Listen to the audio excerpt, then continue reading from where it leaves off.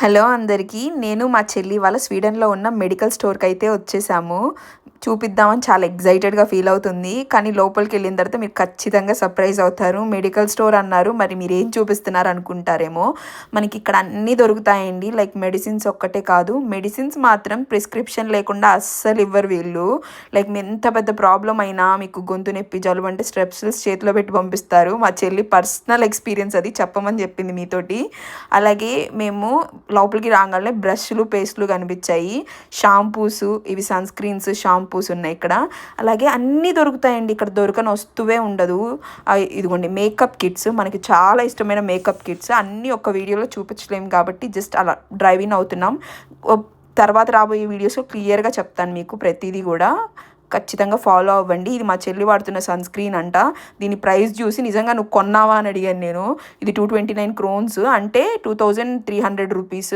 ఇది వచ్చేసి మాయిశ్చరైజర్ అంట, 2400 రూపీస్.